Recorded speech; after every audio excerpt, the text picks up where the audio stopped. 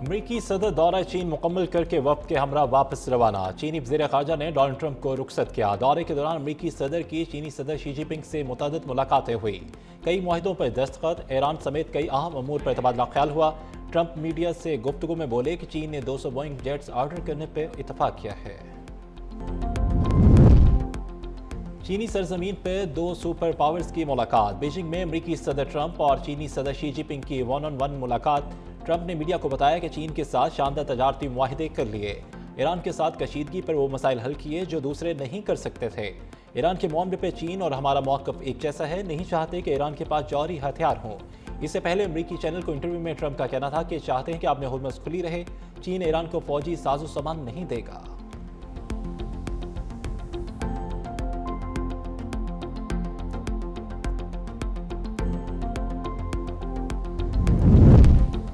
Aab-e Hormuz سے گزرنے والے جہازوں پر ٹیکس نہیں ہونا چاہیے۔ امریکہ اور چین متفق، کہا کہ کسی بھی ملک کو آبِ ہرمز سے گزرنے والے جہازوں پر ٹیکس لگانے کی اجازت نہیں ہونی چاہیے۔ امریکی صدر ڈونلڈ ٹرمپ اور چینی صدر شی جن پنگ کی گریٹ ہال میں اہم ملاقات۔ دونوں رہنماؤں کی بات چیت 2 گھنٹے تک جاری رہی۔ شی جن پنگ نے کہا کہ چین اور امریکہ کے تعلقات میں استحکام پوری دنیا کے لیے اچھی بات ہے۔ دنیا اس وقت ایران تنازع اور عالمی سپلائی چین کے سنگین چیلنجز سے گزر رہی ہے۔ تائیوان کے مسئلے کو درست طریقے سے نہ سنبھالا گیا تو دونوں ملکوں میں تصادم ہوگا۔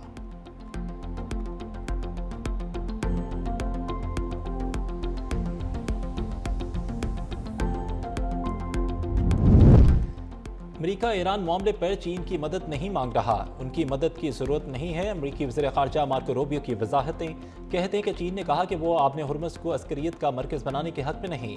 ٹرمپ نے واضح کیا کہ ایران امریکہ کی اندرونی سیاست کا استعمال کر کے انہیں بری ڈیل پر مجبور نہیں کر سکتا۔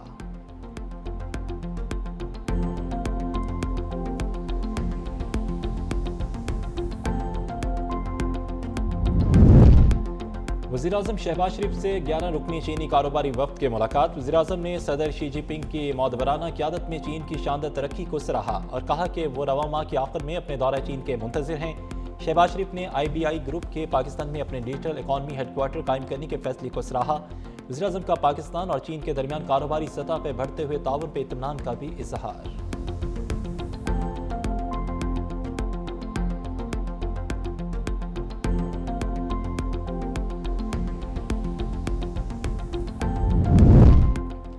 چیئرمین پاکستان پیپلز پارٹی بلال بھٹو زرداری آج کوئٹہ میں کئی بڑے منصوبوں کا افتتاح کریں گے۔ بلال بھٹو کا کوئٹہ کا دورہ شیڈول، ہنگامی طبی امداد، ٹراما کیئر اور ماں اور بچے کی صحت، بنیادی طبی سہولتوں، حفاظتی ٹیکہ جات، صحت سے متعلق جدید ڈیجیٹل نظام، سرکاری ملازمین کی ہیلتھ انشورنس، TB کے علاج اور دور دراز علاقوں تک فوری طبی رسائی کو مضبوط بنانے سے متعلق شعبہ صحت کے 11 منصوبوں کا افتتاح کریں گے۔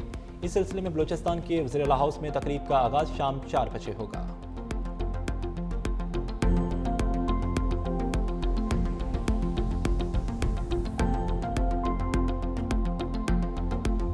IMF کا پاکستان کی معاشی بحالی میں پیش رفت کا اعتراف۔ IMF نے پاکستان سے متعلق تفصیلی رپورٹ جاری کر دی۔ رپورٹ کے مطابق خطے کی جنگی صورتحال کے باعث پاکستانی معیشت کو خطرات برقرار ہیں۔ GDP گروتھ میں اضافہ، مہنگائی قابو میں ہے، کرنٹ اکاؤنٹ خسارہ مجموعی طور پر متوازن رہا۔ پاکستان میں تیل کی قیمتوں میں اضافہ مہنگائی بڑھنے کا سبب بنا۔ زر مبادلہ کی بحالی کا عمل جاری رکھنے کی ضرورت ہے۔ مشرقی وسطی کے تنازع سے پاکستان کی معاشی ترقی متاثر ہوئی۔ پاکستان کی معیشت میں استحکام آ رہا ہے، کچھ ٹیکس اصلاحات اور اہداف مکمل نہیں ہو سکے، جنگ کے مجموعی اثرات محدود رہنے کی توقع ہے۔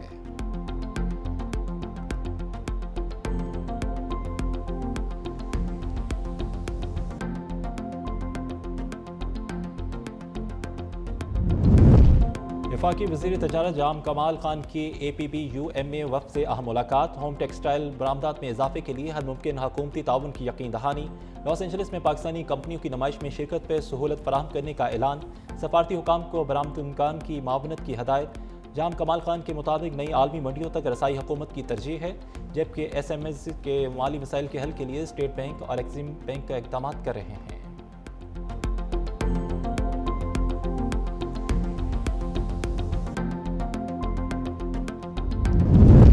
اسلام آباد ہائی کورٹ میں 190 ملین پاؤنڈ کیس کی سماعت۔ عدالت نے بانی پیٹے اور بشرا بی بی کے وکلاء کو دلائل دینے کے لیے 20 مئی تک آخری مہلت دے دی۔ وکیل سلمان صفدر نے سماعت ملتوی کرنے کی درخواست دائر کی۔ نیب کی مخالفت۔ عدالت نے حکم نامے میں کہا کہ گزشتہ سماعت کے دوران تمام فریقین کو حاضری یقینی بنانے اور اپیلوں پر دلائل دینے کی ہدایت کی گئی تھی۔ کیس کی حساسیت اور اہمیت کے پیش نظر وکیل کو ایک آخری اور حتمی مہلت دی جا رہی ہے۔ حکم نامے میں ہدایت کی گئی کہ سلمان صفدر تمام ضروری اقدامات مکمل کریں اور آئندہ سماعت 20 مئی کو اپیلوں پر باقاعدہ دلائل دیں۔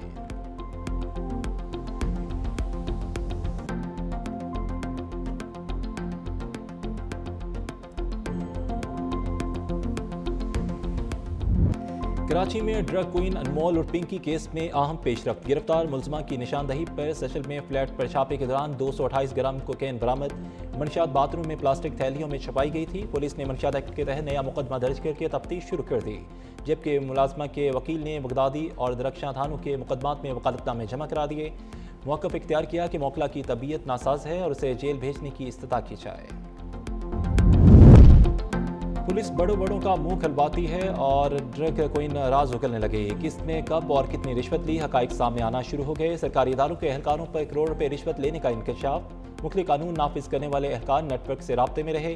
منشیات کنٹرول کرنے والے اداروں کے افسر پر متعدد بار گرفتاری کے بعد رشوت لے کے چھوڑنے کا الزام، سابق شوہر کے خفیہ اداروں سے تعلقات کا بھی اعتراف، اور ایک شخص کو مبینہ طور پر کراچی کا بدنام زمانہ کوکین ڈیلر قرار دیا۔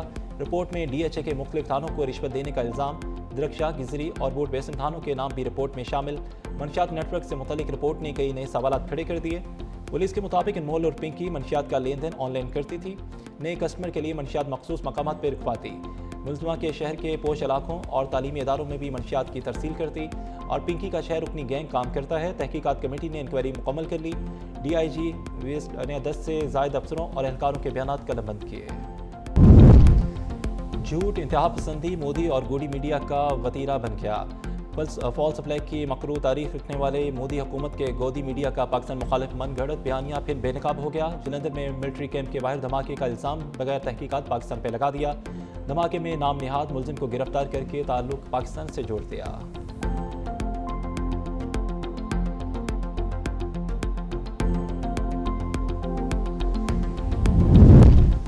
افغان طالبان رجیم نے افغانیوں کو ہر قسم کے حق سے محروم کر دیا۔ افغان طالبان رجیم نے سیاسی اور معاشی آزادی چھیننے کے بعد اب افغان عوام کی جائیداد ہتھیانے کی بھی قانونی شکل دے دی۔ طالبان رجیم نے رہائشی زمینیں سرکاری قرار دے کر ضبط کی اور شہریوں کو ہی دوبارہ فروخت کرنے کا سلسلہ شروع کر دیا۔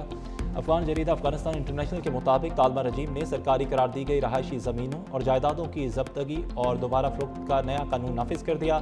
طالبان رجیم نے سرکاری جائیداد کے نام پر مختلف علاقوں میں ہزاروں ایکڑ نجی زمین ضبط کر کے اپنے نام رجسٹرڈ بھی کر لی۔